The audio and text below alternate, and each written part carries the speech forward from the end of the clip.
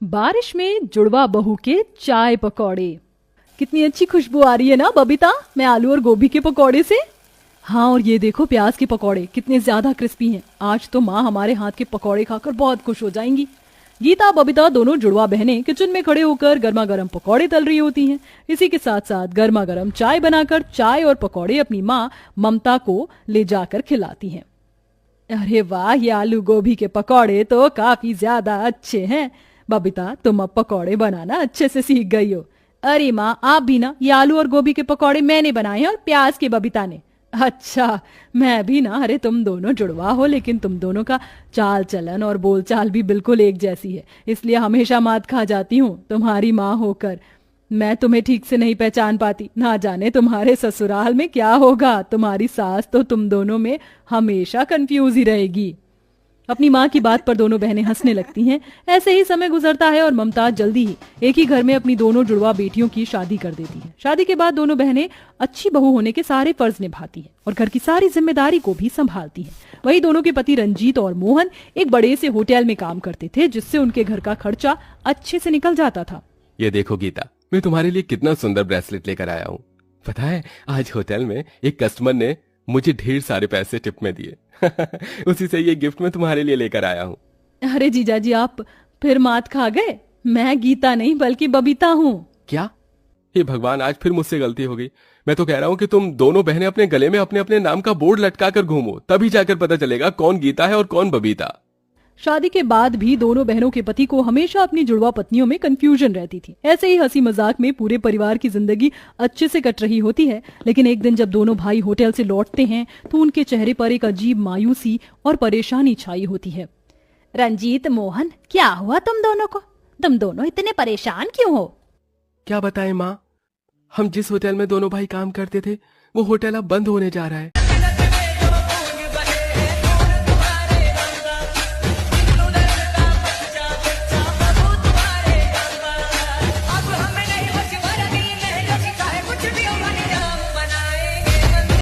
सुना है वहां पर कोई डोमिनोज का रेस्टोरेंट खुलेगा। आप लोग इतने परेशान मत होइए, कहीं ना कहीं आप दोनों को नौकरी मिल जाएगी।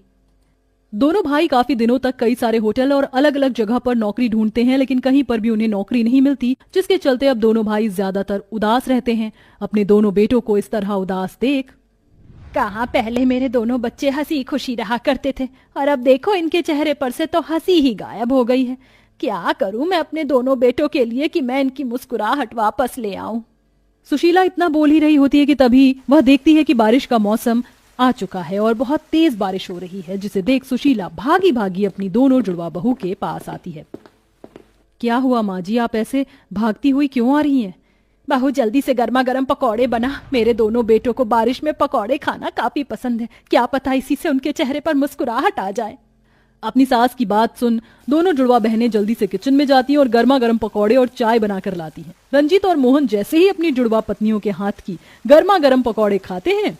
ये पकौड़े सच में तुमने ही बनाए हैं या किसी 5 स्टार होटल से ऑर्डर करे हैं?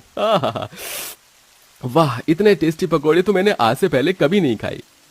सच में बहुत टेस्टी हैं ये पकौड़े। तुमने तो सच में मेरी सोच से भी अच्छे पकौड़े बनाए हैं। इस बारिश के मौसम में इतने स्वादिष्ट पकौड़े खाकर तो मजा ही आ गया। अपनी बहू बेटों के साथ सुशीला बारिश के मौसम में गर्मा गर्म पकौड़े का आनंद ले रही होती है कि तभी अचानक सुशीला के दिमाग में एक आइडिया आता है। एक आइडिया आया है मेरे दिमाग में। जब तुम्हारे हाथ में इतना अच्छा हुनर है तो तुम इसका इस्तेमाल क्यों नहीं कर रही हो? बारिश के मौसम में हर किसी को पकौड़े खाने का शौक होता है, तो तुम क्यों ना चाय के पकौड़े का ठेला लगा लो। माँ बिल्कुल ठीक कह रही है। तुम्हारा पकौड़े का ठेला चलेगा नहीं बल्कि दौड़ेगा। तुम बस एक बार हाँ कर दो।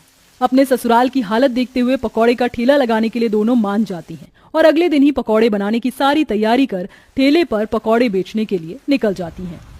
आइए आइए और जुड़वा बहू के हाथ के गर्मा गर्म पकौड़े खाइए। एक बार आएंगे बार बार आएंगे। पूरे बाजार में इकलौते जुड़वा बहू को बारिश के मौसम में पकौड़े बेचता देख आसपास के लोग उनसे पकौड़े लेकर खाने लगते हैं, जो उन्हें काफी पसंद आते हैं। अरे भाई, ये पकौड़े तो बहुत स्वादिष्ट हैं और साथ में ये गर्मा गर्म चाय ने तो इसका स्वाद दुगना कर दिया है। अरे सच में आप लोग बहुत टेस्टी चाय पकौड़े बनाते हैं। एक और प्लेट पकौड़े दीजिए और हाँ, सारे मिक्स करके पैक भी कर दीजिएगा। आज तो मेरे बच्चे बारिश के मौसम में इतने टेस्टी पकौड़े खाकर बहुत खुश हो जाएंगे। कस्टमर को अपने पकौड़े की तारीफ करता देख दोनों जुड़वा बहनें काफी खुश होती हैं, जिसके चलते पहले दिन ही उनकी काफी अच्छी कमाई होने लगती है। पकौड़े के स्वाद के साथ साथ जुड़वा होने की वजह से भी लोग उन्हें देखने के लिए उनके ठेले पर आते और गर्मा गर्म पकौड़े भी खाते, जिससे दिन पर दिन उनकी कमाई बढ़ने लगती है और कुछ दिनों में दोनों जुड़वा बहू का पकौड़े का ठेला दौड़ पड़ता है। वहीं दूसरी तरफ, अरे ये कैसे पकौड़े दिए हैं तुमने हमें, हैं? एक तो इतने ठंडे, ऊपर से कोई स्वाद भी नहीं है, सारे पैसे बर्बाद। इतना बड़ा होटल तो खोल दिया लेकिन स्वाद रत्ती भर भी नहीं है। इससे अच्छा तो वो दोनों जुड़वा बहू का पकौड़े का ठेला है। क्या पकौड़े बनाती हैं दोनों। वो कस्टमर सेठ राजेश के पकौड़ों की बुराई कर सीधा जुड़वा बहू के पकौड़े के ठेले पर पहुंचता है और वहां से जी भर के पकौड़े खाता है। कुछ दिनों में दोनों जुड़वा बहू का पकौड़े का ठेला अब इतना फेमस हो जाता है कि कुछ लोग तो वहां ब्लॉगिंग करना भी शुरू कर देते हैं। देखिए गाइस, ये वही जुड़वा बहू का चाय पकौड़े का ठेला है जिसके पकौड़े खाने के लिए हम दूर दूर से आ रहे हैं। अगर आपको भी इनके पकौड़े खाने हैं तो मुझे कमेंट में जरूर बताइएगा, एड्रेस में पिन कर दूंगा। सोशल मीडिया की वजह से दोनों जुड़वा बहू पकौड़े के लिए काफी ज्यादा फेमस हो जाती हैं। अगर ऐसा ही रहा तो ये दोनों जुड़वा बहनें तो मेरा होटल बंद करवा देंगी। कुछ ना कुछ तो मुझे करना होगा। अपना होटल बंद हो जाने के डर से राजेश भाड़े पर कुछ गुंडों को लेकर दोनों जुड़वा बहू के पकौड़े के ठेले पर पहुंचता है। तुम लोग कौन हो और यहाँ क्या कर रहे हो? चुपचाप से अपना ये पकौड़े का ठेला बंद करो और यहाँ से निकलो, आइंदा यहाँ दिख मत जाना। ये क्या दादागिरी है तुम लोगों की? हम यहाँ ठेला लगाने के लिए हर हफ्ते पैसे देते हैं, फ्री में नहीं लगाते। हम अपना पकौड़े का ठेला यहाँ से नहीं हटाएंगे, जो करना है कर लो। अरे लगता है लातों के भूत हैं, प्यार से नहीं मानेंगे। दोनों गुंडे लठ से मार मार कर गीता और बबीता का पकौड़े का ठेला तोड़ देते हैं और सारे सामान को भी नीचे फेंक देते हैं। देख लिया मुझसे पंगे लेने का नतीजा। इस बार तो सिर्फ ठेला तोड़ा है, अगर आइंदा इस मार्केट में दिखाई दी तो तुम दोनों की हड्डियां तोड़ दूंगा। राजेश और उसके गुंडों की बात सुन दोनों जुड़वा बहनें रोते हुए अपने घर आती हैं और अपनी सास और पति को सारी बात बताती हैं। उन लोगों की इतनी हिम्मत, मैं उन्हें छोड़ूंगा नहीं। रुक जाओ, तुम दोनों जानते भी हो वो राजेश कौन है। कई गुंडे लोगों से उसका कनेक्शन है। अगर कल को उसने तुम्हें या मेरी बहू को कुछ कर दिया तो क्या होगा? कल से तुम्हें उस बाजार में ठेला लगाने की कोई जरूरत नहीं है, तुम कहीं और ठेला लगाओगी। अपनी सास की बात मानकर दोनों जुड़वा बहुएं दूसरे बाजार में ठेला लगाती हैं, लेकिन इस बाजार में लोगों की ज्यादा चहल पहल नहीं होती है, जिसके चलते ठेला बहुत ही कम चलता है और ऐसे ही कई दिन गुजर जाते हैं। अब हर रोज की तरह दोनों बहुएं पकौड़े बिकने का इंतजार कर रही होती हैं कि तभी उनके पास एक रमन नाम का लड़का आता है। अरे दीदी, आप दोनों यहाँ अपने उस बाजार में अपना पकौड़े का ठेला लगाना बंद क्यों कर दिया? पता है, मैं अपने दोस्तों के साथ कई बार उस बाजार में आया था, लेकिन मुझे आपके पकौड़े का ठेला दिखा ही नहीं। रमन के पूछने पर गीता बबीता उस राजेश की सारी बात बताती हैं, जिसे सुन रमन को राजेश पर बहुत गुस्सा आता है।